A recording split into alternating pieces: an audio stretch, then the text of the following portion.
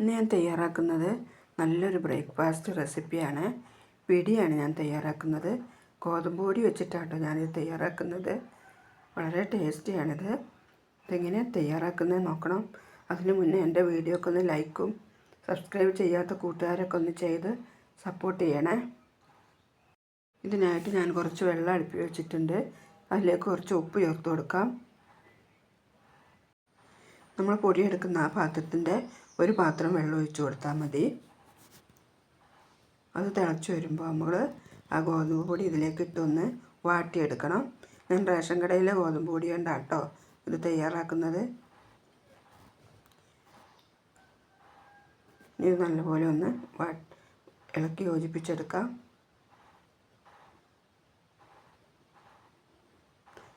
കുറേ സമയത്ത് ഇളക്കി ഒന്ന് വേവിച്ചെടുക്കുകയൊന്നും വേണ്ട. ഒന്ന് ഇതുപോലെ ഇളക്കിയെടുത്താൽ മതി. ഇത് ഇളക്കിയെടുത്തിട്ടുണ്ട്. ഇനി നമുക്കിത് ചൂടാറാനായിട്ട് മാറ്റി വയ്ക്കണം. ഇത് ചൂടാറി വരുമ്പോൾ ഇതൊന്ന് കുഴച്ചെടുക്കണം. കുഴച്ചെടുത്തിട്ടുണ്ട്. ചപ്പാത്തിക്ക് കുഴക്കും പോലെ കുഴക്കൊന്നും വേണ്ട. ഇതിന് ഞാൻ കുറച്ച് പൊടി എടുത്ത് വെച്ചിട്ടുണ്ട്. അതൊന്ന് കയ്യിൽ തൊട്ട് ഇതിന്ന് കുറച്ച് പൊടിയെടുത്ത് ഇതുപോലെ ചെയ്തെടുക്കണം.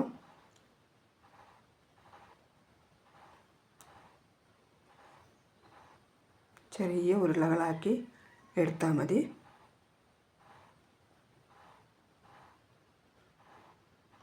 ഇതുപോലെ എല്ലാം ഉരുളകളാക്കി എടുക്കണം. എല്ലാം ഉരുളകളാക്കി എടുത്തിട്ടുണ്ട് കേട്ടോ. ഇനി ഇതിലേക്ക് കുറച്ച് ഗോതമ്പ് പൊടി ഇങ്ങനെ മുകളിലേക്ക് തൂളി കൊടുക്കാം. തൊട്ടി പിടിക്കാതിരിക്കാനാണ് ഇങ്ങനെ ചെയ്തത്. ഇനി ഇത് മാറ്റി വയ്ക്കാം. ഇനി ഇതിലേക്കൊരു അരപ്പ് തയ്യാറാക്കാം. അതിനായിട്ട് ഞാനൊരു ചെറിയ മുറി തേങ്ങ എടുത്തിട്ടുണ്ട്. അതിലേക്കൊരു 5 or 6 ചെറിയ ഉള്ളി ചേർത്ത് കൊടുക്കാം. ഒരു 1/2 ടീസ്പൂൺ ചെറിയ ജീരകം, ഒരു 1/4 ടീസ്പൂൺ മഞ്ഞൾപ്പൊടി. മഞ്ഞൾപ്പൊടി ഒരു കളർ കിട്ടാൻ വേണ്ടിയാണ് ചേർക്കുന്നത്. ഇനി ആവശ്യത്തിനുള്ള വെള്ളം ഒഴിച്ചതൊന്ന് അരച്ചെടുക്കണം. നല്ല പേസ്റ്റ് പോലെ അരിയൊന്നും വേണ്ട. അരച്ചെടുത്തത് ഞാനൊരു പാത്രത്തിലേക്ക് മാറ്റിയിട്ടുണ്ട്. ഇതിലേക്ക് ആവശ്യത്തിനുള്ള ഉപ്പ് ചേർത്ത് കൊടുക്കാം. നമ്മൾ ഗോതമ്പ് വാട്ടിയപ്പോൾ ഉപ്പ് ചേർത്തതാണ്, അപ്പോൾ കുറച്ച് ചേർത്താൽ മതി. ഇനി ഇതൊന്ന് നല്ലപോലെ ഇളക്കി യോജിപ്പിച്ചതിന് ശേഷം ഇത് നല്ലപോലെ തിളച്ച് വരട്ടെ. തിളച്ച് വന്നിട്ടുണ്ട് കേട്ടോ.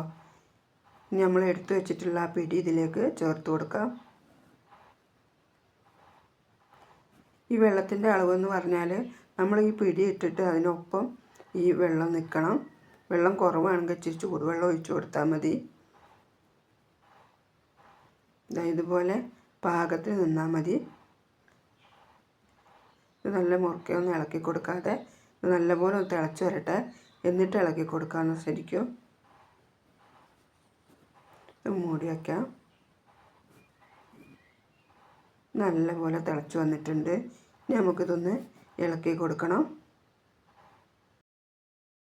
നല്ലപോലെ തിളച്ച് വന്നതിന് ശേഷം മാത്രമേ അത് തുറന്ന് ശരിക്കും ഇളക്കി കൊടുക്കാവുള്ളൂ. ഈ ഗോതമ്പ് പൊടി നമ്മൾ വാട്ടിയെടുക്കുന്നത് എന്താണെന്ന് ചോദിച്ചാൽ ഇത് ഉരുളകൾ ഒട്ടും പൊട്ടിപ്പോവില്ല. ഇത് അതുപോലെ തന്നെ ഇരിക്കും വെന്ത് വരുമ്പോൾ. ഇനി നമുക്ക് തീ കുറച്ച് കൊടുത്തിട്ട് ഇതൊന്ന് വേവിച്ചെടുക്കണം നല്ലപോലെ. ഇടയ്ക്കൊക്കെ തുറന്നൊന്ന് ഇളക്കി കൊടുക്കണേ. അടിയിൽ പിടിച്ചോ നോക്കാനാണ്. ഇതായിട്ടുണ്ട് കേട്ടോ. ഞാൻ ഇടയ്ക്കൊക്കെ തുറന്ന് ഇളക്കി കൊടുത്തിരുന്നു.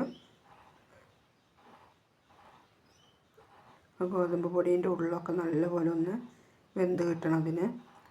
അതിനാണ് ചെറിയ തീയിലിട്ടാൽ നല്ലപോലെ വെന്ത് കിട്ടും കുറച്ച് സമയം.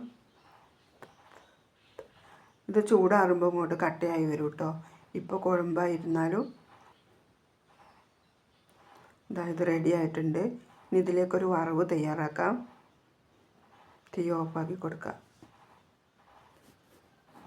അതിനായിട്ട് ഞാൻ കുറച്ച് എണ്ണ ഒഴിച്ചു കൊടുത്തിട്ടുണ്ട്. ഏത് എണ്ണയായാലും മതി നിങ്ങൾ ഉപയോഗിക്കണേ. ഞാൻ വെളിച്ചെണ്ണയിലാട്ടോ അത് തയ്യാറാക്കുന്നത്. ഒരു 1/4 ടീസ്പൂൺ ഉലുവ ചേർത്ത് കൊടുക്കാം. അത് പൊട്ടി വരുമ്പോൾ ഒരു 6 or 7 ചെറിയ ഉള്ളി, കുറച്ച് കറിവേപ്പിലയും കൂടെ ചേർത്ത് കൊടുക്കാം.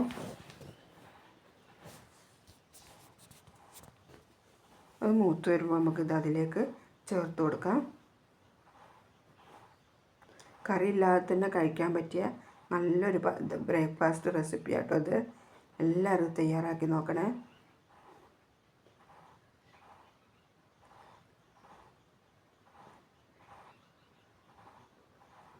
നല്ലപോലെ ഇളക്കി യോജിപ്പിച്ച് നമുക്കിതൊരു പാത്രത്തിലേക്ക് ഇനി മാറ്റി കൊടുക്കാം.